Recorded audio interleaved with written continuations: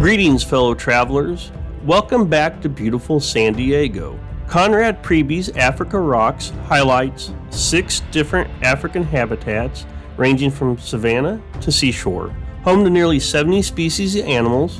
While Africa is known for its elephants, lions, gorillas, giraffes, and gazelles, this area shows that there is much more to the continent, including smaller species that dwell on the fringes and in the understory, and both plants and animals that thrive in unlikely conditions.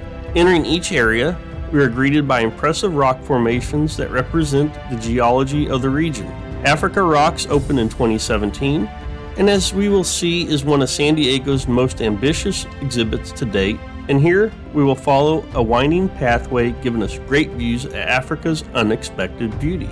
Our first habitat, the Africa Rock Kopje, or the island in the plain, is a boulder-strewn island of granite rising from the vast African plain, weathered by sun, wind, water, and contains ledges, crevices, and hollows where animals and plants live. To Dutch Boer colonists, this isolated rock outcropping looked like a little head or kopje peering over the horizon. To geologists, a kopje is the exposed head of an underground mountain, buried up to its shoulders in silt from ancient floods. As a wildlife habitat, a kopje, for predators, is a fortress, a natural castle for which to launch an attack, or a lookout for which to spot prey. For prey, a kopje is a refuge or a leafy oasis in a parched and thirsty plain. To all, it's a respite for hot and weary travelers. These rocks are home to animals that have well-adapted feet that allow them to cling to the rocks, like the klipspringer, for example, with unusual hooves that have a slight suction cup effect, or hyraxes that have bare, soft, padded, and slightly sweaty feet that act like suction cups to keep a grip on boulders and rock faces. Trees in this habitat act as rock breakers and habitat makers. The growing tree sends out branching roots to seek water and nutrients, sometimes defying gravity and growing out sideways, and the roots can eventually crack and break rocks apart. A widely diverse group of plants, ficus trees help transform habitat over time, and they provide shade, shelter, and food for many types of animals. Some of these trees that we are seeing here in these exhibits taking root is the red-leaved rock fig tree, named for the red of its new leaves. This tree survives in challenging habitats. Its seeds are distributed in animal dung, and they sprout and manage to survive wherever they are dropped, including the rock crevices. Servals feature another adaptation for life in the long, thick grass of the plain. Their large ears and long legs help these cats find and stalk prey, hunting mostly small mammals, mainly rodents, sometimes birds, snakes, and they have been known to catch fish. This African aviary is home to 6 species of birds.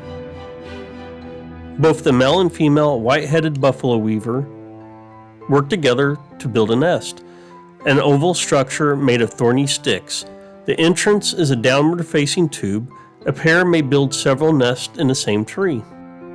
Many of these birds are featured in both aviaries. The only 2 that were a no-show here are the African silverbill and the southern red bishop. These birds are mostly resident or non-migratory and typically nest in a tree cavity or an abandoned barbet nest. Here we'll get a better look at the multi-species klipspringer exhibit and another adaptation to life in their rocky homes in the kopje. Klipspringers eat plants that grow in the rocky terrain, and they never need to drink water. They get all the moisture they need from succulents. When lush green plants are scarce during the dry season, klipspringers can digest tough, woody plants.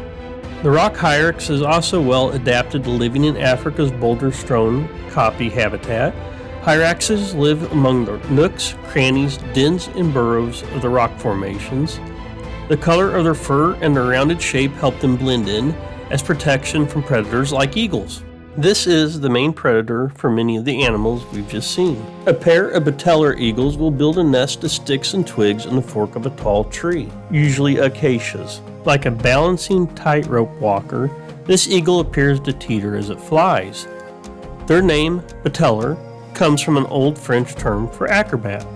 Coming up will be the front viewing area of the bateller eagle and the last in the kopje section of the Africa Rocks. The Kopje Woodland represents the oldest African rock exhibits. The area we will be coming up to replaced the former Dog and Cat Canyon, which featured exhibits that were built in the 1930s. The new areas opened to the public on July 1st of 2017, but were not fully completed until December 6th of 2017 at the cost of $60 million to construct. As we make our way down the trail, we'll take the left fork and get a quick glimpse into an African garden. When you are in this area, make sure to keep your eyes open for wild parrots.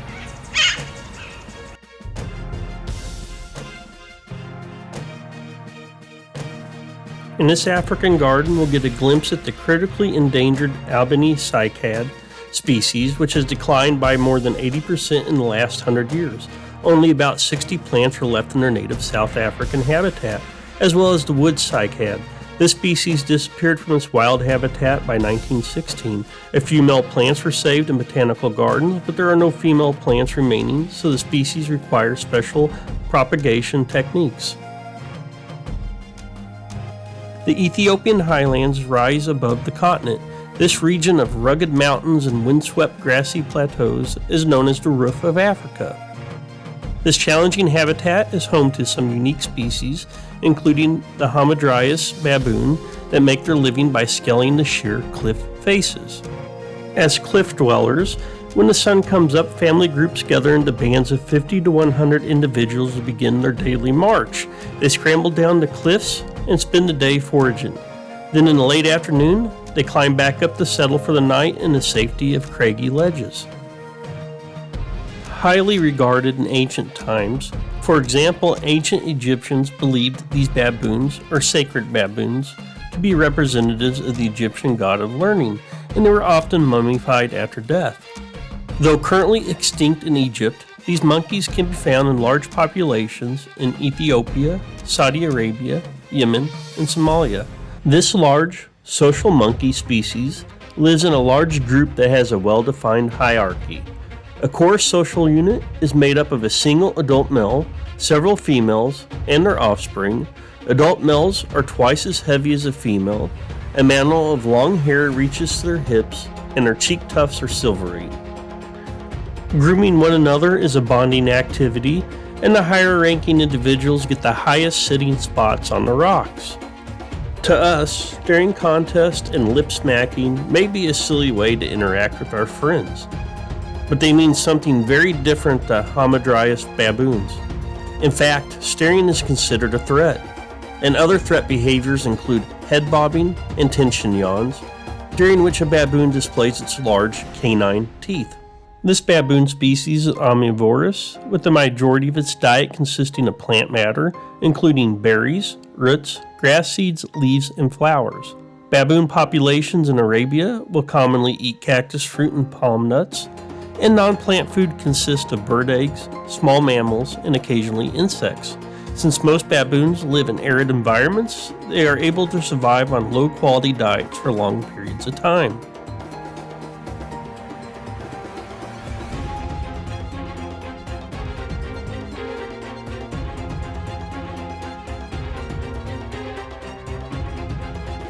Found only in the highlands of Ethiopia, geladas, also known as bleeding heart baboons, live in huge herds composed of mini harems and bachelor groups.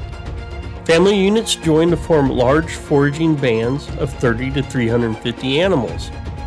These monkeys live along the gorges and escarpments of the Ethiopian highlands at elevations of 5,000 to 14,700 feet.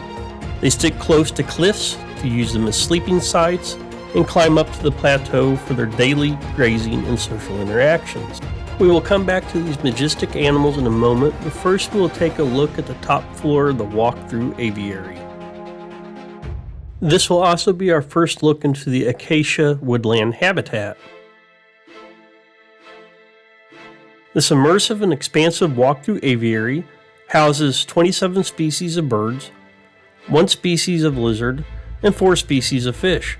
We'll be surrounded by birds as they swoop, nest, and perch. Here we will get up-close looks at 2 species of bee eaters, and this aviary includes a large wall that resembles a riverbank, adding specially designed nest tubes filled with dirt for these birds to create their nest. Bee eaters catch insects in flight, bringing them to a perch to prepare them for eating, where they first wrap the insect against a branch to kill it, then they rub it to remove the stinger and venom sac before swallowing it in a single gulp. If bees, wasps, and hornets are not available, they will catch other flying insects. As colonial living, burrowing birds, bee eaters enhance biodiversity by aerating and reworking the soil, this allowing other organisms to thrive.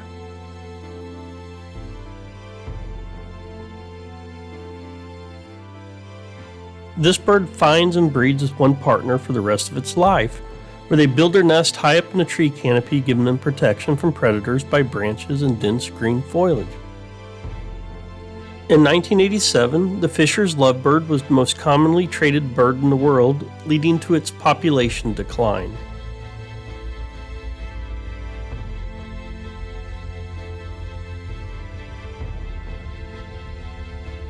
We will get a much better view of these birds and spot many more when we make it to the bottom level of this aviary during our trek. And here we make our return to the geladas. These are considered the world's most terrestrial primate species, and they are the only primate with a diet made up mostly of grasses. Their well-adapted, dexterous fingers allow them to pick blades of grass, herbs, and to dig up tubers, with 90% of their diet consisting of grass blades.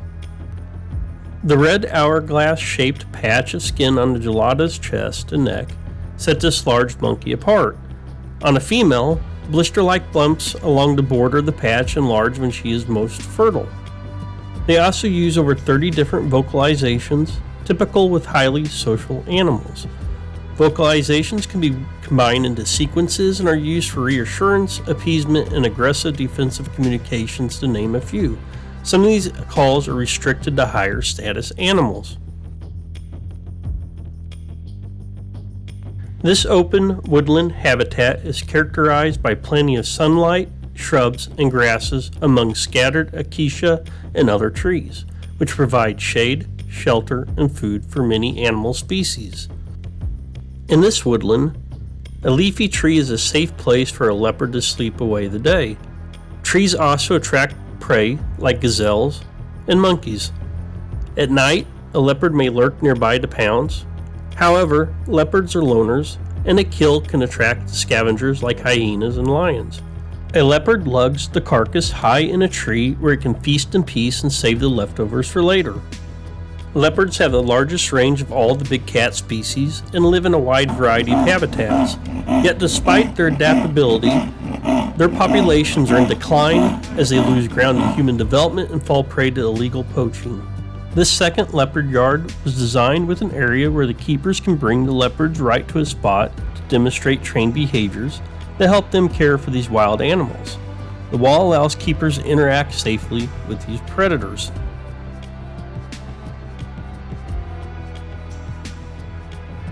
A little about the tree that this area is named for. An acacia provides shade and food for other plants and animals. Its thick bark and sharp thorns deter some hungry herbivores, but many gazelle, monkeys, and giraffes are willing to work around these obstacles. A long taproot system keeps the tree alive throughout the dry season. Root nodules harbor bacteria that convert nitrogen from the air into a usable form of this essential nutrient that all plants need for photosynthesis. In addition to the beauty and shade they provide, leafy acacia branches are popular food for many of the hoofed animals that reside at the San Diego Zoo. And here we have made it into the bottom floor of the aviary.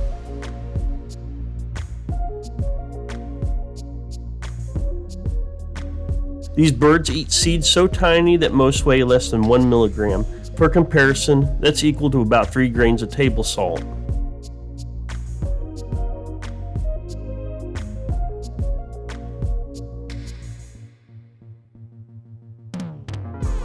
Golden-breasted starlings exhibit cooperative breeding, where group members assist with nest building and feeding the young. In this sort of arrangement, breeding females often solicit food from other members of the group. She crouches and quivers while gapping and vocalizing. The group either ignores her and feeds the young themselves, or gives her part of the food to feed the young, or gives her all of the food.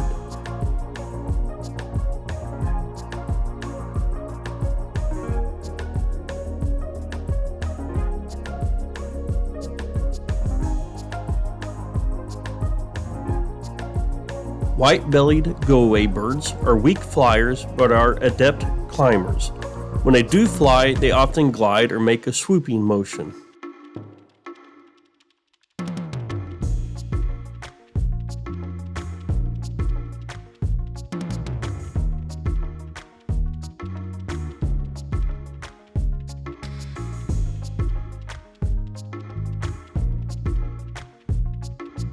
The female does not have any of the colorful plumage.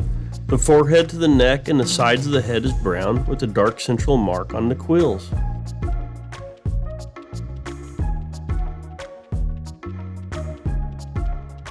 All ages and sexes of this species have a black tail, and adults have a red bill. The male has a cinnamon-colored head and neck with the blue patch surrounding the eye. The rump's purplish blue and the underparts are violet blue.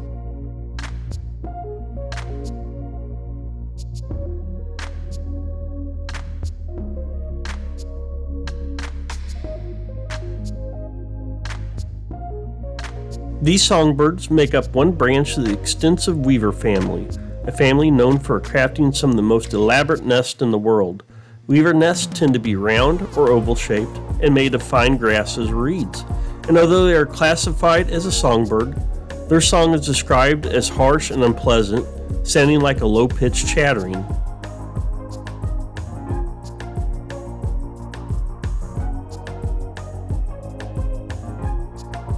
White-fronted bee-eaters nest in colonies averaging 100 individuals.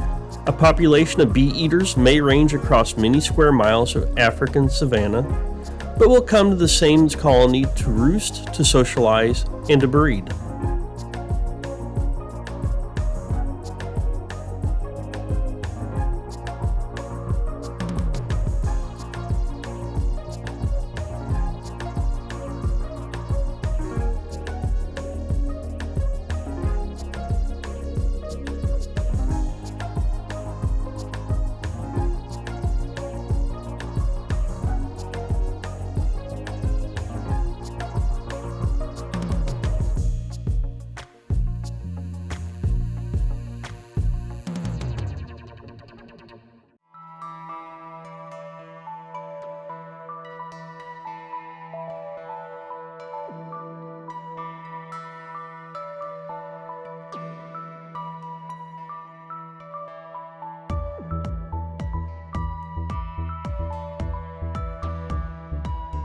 Leaving the aviary behind, we make our way back down the path into the front side of the vervet habitat. Vervets make full use of their favorite habitat in Acacia Woodland, spending most of their time in the trees and feasting on leaves, bark, fruits, and flowers. This species lives in social groups led by females, and a daughter will often stay with their mother's group for life. Females without infants help care for the group's youngsters. The Great Red Island, Madagascar, is sometimes referred to as the eighth continent. This island has been isolated from the African continent for about 160 million years, resulting in its widely diverse plants and animals.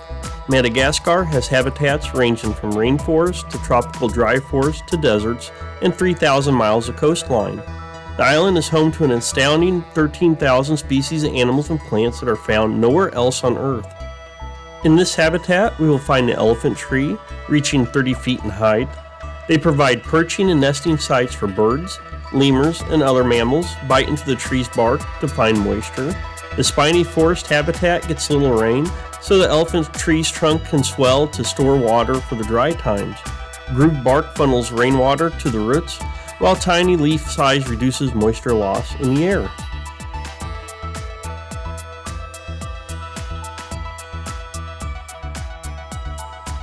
Lemurs are prosimians, a type of primate related to, but different from, monkeys or apes. Lemurs have a snout, large light-reflecting eyes, a wet dog nose, and a very good sense of smell. A lemur's lower incisors and canines are straight, skinny, and close together. This is referred to as a dental comb, a distinctive characteristic that lemurs use for grooming. Male lemurs mark their territory with smelly, sticky scent they secrete from glands on their wrist, chest, and rear end. Lemur droppings contain undamaged fruit seeds, conveniently loaded with fertilizer, These seeds grow better than non-ingested seeds, and these lemurs are all threatened by illegal logging, which moves tall trees, and the fruits and flowers these lemurs depend on. Habitat is also being destroyed, mostly for charcoal production, agriculture, and mining. Some species are even hunted for food and captured for local pet trades.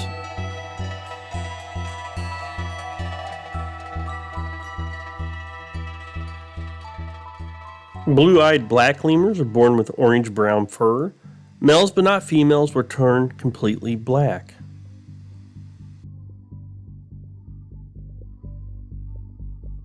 Red-ruffed lemurs are able to pursue sitting birds of prey, as well as some terrestrial carnivores, in order to distract them from a lemur nest nearby. Their thick bushy tail serves as a visual signal when it is threatened, or as a balancing tool when it leaps through the trees. Found in several types of habitat in Africa, honey badgers are smart, strong, and skilled foragers. They have a reputation for being fearless. In addition to being intimidating, their long claws are designed to quickly dig into the burrows of insects, rodents, and small reptiles. The honey badger name comes from its habit of breaking into beehives, where it's after the larva, not honey, often being led to a beehive by the honey guide bird, which after the honey badger has had its fill, the bird feasts on bees and larvae. And what we are passing through here is the Rady Falls, the largest man-made waterfall in San Diego. This is another highlight of the African Gardens. The 65-foot cascading waterfall is nearly 7 stories high with a cavern-like grotto that enables us to walk behind it. We are now entering the warm, humid climate of the West African forest habitat, with seasonal rains punctuated by a short but intense dry season, fills this habitat with dense, diverse vegetation and animals that thrive among swamps and rivers. For the West African dwarf crocodile, the rainforests, dense swamps, and slow-moving rivers of West Africa provide the perfect habitat. This crocodile forages at night, feeding mostly on small animals like crabs, snails, frogs, and fish, and during the day it hides in the water and basks on logs. It is even agile enough to climb up onto the lower branches of trees. And here we come to our last habitat in Africa rocks, featuring penguins and sharks. Both animals hunt for other prey, small fish, squid, and crustaceans. African penguins live among striped cat sharks, leopard cat sharks, and sharp-toothed hound sharks. The sharks we will see here are California species similar to their African cousins, so these are competitors, not predators. African penguins often nest in burrows. They dig into sandy soil, and they can adapt the style of their nest to what is available. The birds sometimes dig under boulders or dense vegetation, which forms a cozy roof over their nest. African penguins have patches of bare skin around their eyes and on their legs to release heat when needed. They may also spend most of the day in the water to beat the heat and then return to their burrows at night when it's cooler.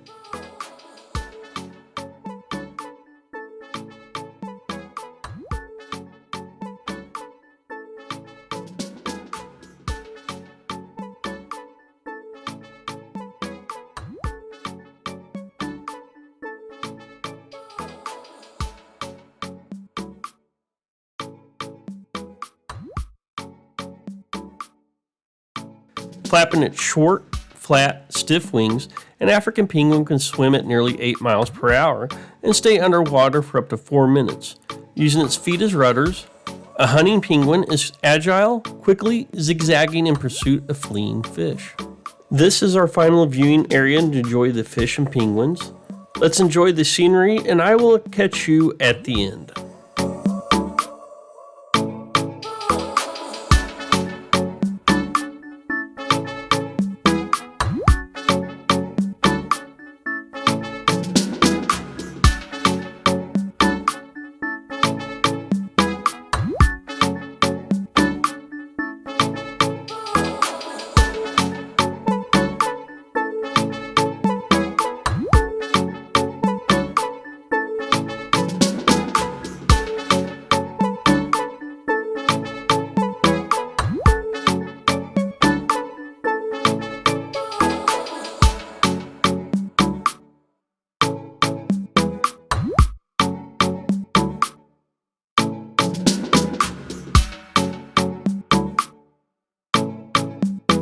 And this will conclude our look into the Africa rocks at the San Diego Zoo. Thank you for joining me on this trek. This is Brad, and I will see you where our adventures take us next. Until next time, safe travels, everyone.